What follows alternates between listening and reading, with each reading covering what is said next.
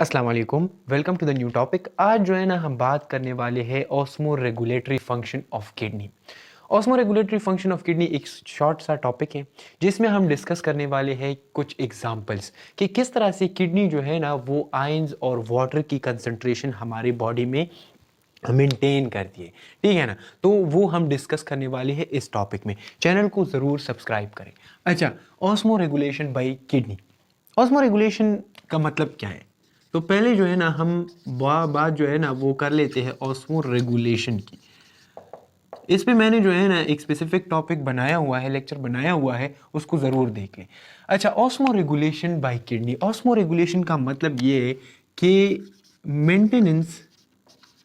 Maintenance of ions and water in the body.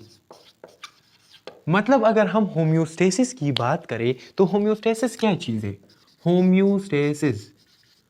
Homeostasis का मतलब ये है कि एक बैलेंसिंग है। मतलब हमारी बॉडी में क्या चीज़ है? एक बैलेंस है। हर कोई चीज़ एक स्पेसिफिक अमाउंट में प्रेजेंट है। हर कोई चीज़ एक बैलेंस के साथ प्रेजेंट है। तो इस तरह से ये जो आयन और वाटर है ये भी एक बैलेंस से जो है ना मेंटेन हो रहे हैं। तो इसमें कुछ जो है ना ऑर्गन इन्वॉल्व है जो ये सारा फंक्शन परफॉर्म करते हैं, जिसमें एक किडनी भी है। तो किडनी किस तरह से ऑस्मो रेगुलेशन करती है, आयन और वाटर की मेंटेनेंस इन द बॉडी जो है ना वो मेंटेन करती है। तो वो किस तरह से है, वो असल में अगर हम देख लें तो कुछ एग्जांपल्स है। एक है हमारा water level. Water level maintenance का मतलब ये है कि अगर हमारे बॉडी में, सिंपल सी बात है, मैंने पिछले लेक्चर में ये एक्सप्लेन भी किया हुआ है, अगर हमारी बॉडी में क्या हो, if water concentration is less in the body, अगर हमारी बॉडी में वाटर की कंसंट्रेशन क्या हो, वो लो हो, वो हमारी बॉडी में less amount of water present हो, तो क्या हमारी जो यूरिन है उसमें फ्लूइड ज़्यादा एक्सक्रीट होगा, वाटर ज़्यादा एक्सक्रीट होगा कि नहीं? तो नहीं एक्सक्रीट होगा। जो हमारी किडनी है वो क्या करेंगी, वो रीएब्जॉर्प्शन का फंक्शन परफॉर्म करेगी। तो अब यहाँ पे देख लो, इसके लिए जो है ना किडनी जो है वो क्या करती है, वो असल में इसमें जो है ना एक चीज़ है वो हेल्प करती है जिसे हम हार्मोन्स कहते हैं। Hormones are that type of chemicals released from क्या? Endocrine glands. एंडोक्राइन, या सिंपल अगर हम देख ले तो ग्लैंड्स। क्लियर है ना? तो अब यहाँ पे मैं एंडोक्राइन की बात कर लूंगा। Chemical release from glands, that type of chemicals which have some specific function, उसके कुछ स्पेसिफिक फंक्शन होंगे। अच्छा, ये हार्मोन जब रिलीज होगा जब वाटर लेवल की मिकदार कम होगी, वो कौन सा अब हार्मोन है?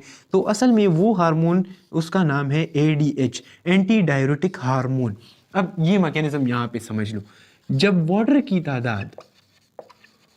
की तादाद बॉडी में कम हो तो क्या होगा, हाइपोथैलेमस जो है ना, हाइपोथैलेमस डिटेक्ट्स, वो जो है ना वो वाटर की तादाद जब कम हो तो वो क्या करेगा, वो उसको डिटेक्ट करेगा, उसको जो है ना मेजर करेगा कि हाँ हमारी बॉडी में अब वाटर की तादाद क्या है, वो कम है। तो जब हाइपोथैलेमस को ये पता चल जाए कि वाटर की तादाद तो बॉडी में कम है, तो वो क्या करेगा, जो हमारी पिट्यूटरी ग्लैंड है। अब आप लोग कहेंगे कि पिट्यूटरी ग्लैंड क्या चीज़ है? तो pituitary gland is that type of gland, master gland, मतलब जो near to the brain present होती है। ठीक है, तो इसको हम मास्टर ग्लैंड कहते हैं। और उसकी जो पोस्टीरियर लोब है, मतलब उसके दो लोब्स प्रेजेंट है, एक है इंटीरियर लोब और एक है पोस्टीरियर। इंटीरियर का मतलब है कि सामने वाला, और पोस्टीरियर का मतलब है कि जो back side of the body है या बैक साइड ऑफ इन जो है ना ऑर्गन है। तो पोस्टीरियर पार्ट से क्या होगा, पोस्टीरियर पार्ट से एक हार्मोन रिलीज होगा, और उस हार्मोन का क्या नाम है? उसका नाम है ADH, एंटी डायरेटिक हार्मोन। अब ये एंटी डायरेटिक हार्मोन जब रिलीज होगा ना तो ये क्या करेगा, अब यहाँ पे देख लो, it will act on distal convoluted tubule and collecting duct. पिछले लेक्चर में मैंने ये मैकेनिज्म समझाया हुआ है ठीक है ना, लेकिन वहां पे डिटेल में नहीं था तो मैंने इसलिए ये वीडियो बनानी पड़ी मुझे। It will act on the distal convoluted tubule. अब डिस्टल कन्वोलेटेड ट्यूब्यूल अगर आपको याद हो तो डिस्टल कन्वोलेटेड ट्यूब्यूल असल में इम्परमिएबल है। इम्परमिएबल है। इम्परमिएबल का मतलब ये है कि इसमें नो एब्जॉर्प्शन या नो रीएब्जॉर्प्शन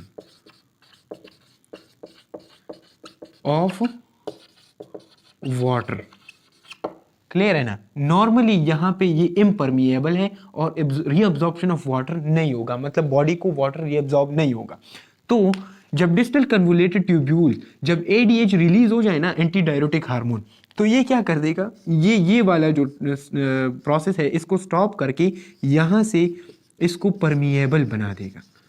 परमिएबल का मतलब ये है कि यहाँ पे री एब्जॉर्प्शन ऑफ वाटर क्या हो जाएंगी, वो स्टार्ट हो जाएंगे। मतलब बॉडी में वाटर की तादाद कम है तो हम क्या करेंगे, ये जो यूरिन है उससे वाटर को निकाल कर क्या करेंगे, बॉडी को वापस दे देंगे। ठीक है, तो रीएब्जॉर्प्शन ऑफ वाटर, जब रीएब्जॉर्प्शन ऑफ वाटर हो तो वहां पे यूरिन क्या हो जाता है, यूरिन हमारे कंसंट्रेटेड हो जाती है। कंसंट्रेटेड का मतलब ये है कि उसमें सॉल्यूट की तादाद बहुत ज़्यादा हो जाती है और वाटर की तादाद कम हो जाती है।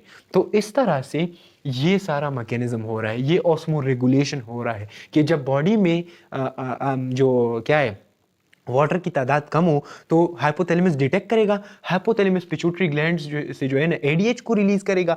एडीएच यहाँ पे जो डिस्टल कन्वोलेटेड ट्यूब्यूल और कलेक्टिंग डक्ट है वो असल में इम्परमिएबल है और नो रीअब्जॉर्प्शन ऑफ वाटर होती है। तो वो ये एडीएच यहाँ पे आकर डिस्टल कन्वोलेटेड ट्यूब्यूल और कलेक्टिंग डक्ट को करेगा कि मेरी बॉडी में वाटर की तादाद कम है, आप लोग क्या कर ले, आप लोग परमिएबल हो जाए और रीअब्जॉर्प्शन ऑफ वाटर को अलाउ कर दे। तो जब रीअब्जॉर्प्शन ऑफ वाटर अलाउ हो जाता है तो बॉडी को वो वाटर वापस मिल जाता है, बॉडी जो है ना वो सरवाइव कर पाती है। तो ये सारा प्रोसेस है ऑस्मो रेगुलेशन का। यहाँ पे balancing of the water and ion के लिए ये सारा प्रोसेस हो जाता है। जब अब यहाँ एक और बात, अच्छा तो अगर हमारी बॉडी में ये सारा प्रोसेस हो रहा है और अगर बॉडी में वाटर की तादाद मतलब सेम है, बॉडी को और वाटर की ज़रूरत नहीं है, तो ये एडीएच तो रिलीज तब होगा जब ये हमारे बॉडी में क्या होगी, वाटर की तादाद कम होगी। लेकिन अगर वाटर की तादाद क्या है, वाटर की तादाद नॉर्मल है, जब वाटर की तादाद नॉर्मल है तो जो एडीएच है ना इसकी रिलीज क्या हो जाती है, इसकी रिलीज स्टॉप हो जाती है। क्योंकि अगर इसकी रिलीज स्टॉप नहीं होंगी तो बहुत सारा वाटर रीअब्जॉर्ब होकर बॉडी में जाएगा और that will cause some serious complications. तो ये बात याद रख लिया करो कि एडीएच तभी रिलीज होगा जब हमारे बॉडी में वाटर की तादाद कम हो। अगर वाटर की तादाद नॉर्मल हो गई है तो ये जो एडीएच, ये जो एंटी डायरेटिक हार्मोन है, ये रिलीज स्टॉप हो जाएगा इसकी। ठीक है ना। अच्छा इसके बाद जो है ना हम बात कर लेते हैं सोडियम के हवाले से। ठीक है, सोडियम असल में जो सोडियम की जो कंसंट्रेशन है वो क्या है, जो ब्लड सोडियम है, ब्लड लेवल है, तो इसको मेंटेन करना है। अगर मेरी बॉडी के जो ब्लड है उसमें सोडियम की तादाद कम हो जाए, क्या हो गया, सोडियम जो है ना वो कम हो गई है। सिंपल, सोडियम हमारे बॉडी की जो ब्लड है वहाँ पे कम हो जाती है। तो रिमेंबर वन थिंग, इसके लिए भी क्या होगा, इसके लिए भी एक हार्मोन रिलीज होगा और वो हार्मोन असल में क्या है, उसका नाम है अल्डोस्टेरोन। क्लियर है ना। अल्डोस्टेरोन असल में रिलीज होता है कौन से ग्लैंड से, एड्रीनल ग्लैंड।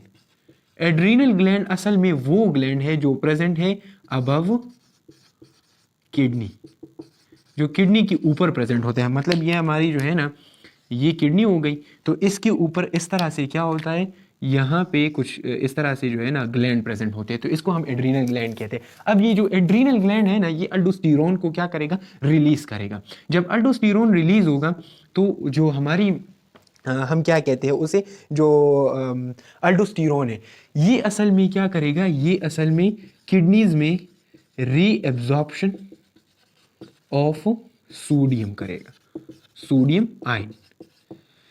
ये अब रीअब्जॉर्प्शन क्यों कर रहे हैं, अब यहाँ पे मैं ये रीअब्जॉर्प्शन का वर्ड यूज कर रहा हूँ। तो अगर आपने पिछली वीडियो नहीं देखी तो उसको जरूर देख लें क्योंकि ये वीडियो उससे लिंक है। रीअब्जॉर्प्शन का मतलब ये है कि जो लूप ऑफ हिनली जो प्रॉक्सिमल कन्वोलेटेड ट्यूब्यूल है, डिस्टल कन्वोलेटेड ट्यूब्यूल है, तो उसमें जो ऐसे आयंस जो हमारे बॉडी के लिए इंपॉर्टेंट है तो वो रीअब्जॉर्ब होंगे, वो बॉडी की तरफ चले जाएंगे। तो यहाँ पे अगर सोडियम की तादाद ब्लड में जो है ना क्या हो, लो हो जाए, तो ये हार्मोन रिलीज होकर यहाँ पे किडनीज पे ये अमल करेगा, नेफ्रॉन पे ये अमल करेगा, और वो क्या करेगा, in the result of that action it will lead to the reabsorption of the sodium ion. मतलब सोडियम आयन क्या होगा, वो यूरिन में आउट नहीं होगा, वो वापस बॉडी को मिल जाता है। तो ये कुछ बैलेंसिंग है। अगर ये सोडियम की तादाद क्या हो, सोडियम ये नॉर्मल हो जाए, तो मतलब अगर ये नॉर्मल हो जाती है तो फिर उसके बाद हम क्या करेंगे, ये जो बॉडी है ये अल्डोस्टेरॉन की रिलीज को क्या कर देगी, स्टॉप कर देंगे, क्योंकि मुझे फिर रीअब्जॉर्प्शन ऑफ द सोडियम की जरूरत नहीं है। ठीक है ना। तो इस तरह से ये कुछ एग्जांपल्स हो गए maintenance of iron and water in the body by the kidney. अगर हम सिंपली कहें तो इसका मतलब है osmo regulations by the kidney, सही है ना। तो ऑस्मो रेगुलेशन इस तरह से होती है। जो किडनी है ये असल में एक मेन ऑर्गन है। मतलब ये यूरिन जो है ना, ये यूरिन की प्रिपरेशन, एक यूरिन की प्रोडक्शन तो कर रही है, लेकिन इसके अलावा और भी बहुत सारे फंक्शन परफॉर्म करती है। इसमें एक function osmo regulation by the kidney जो है ना, एक इंपॉर्टेंट फंक्शन है। अभी यहाँ पे वाइंड अप करते हैं, नेक्स्ट लेक्चर में मिलेंगे। जो हमारी यूरिनरी ट्रैक इन्फेक्शन है उसको जो है ना हम डिटेल में स्टडी करने वाले हैं। तो तब तक के लिए इजाज़त है, चैनल को सब्सक्राइब करें। थैंक यू सो मच, अस्सलाम वालेकुम।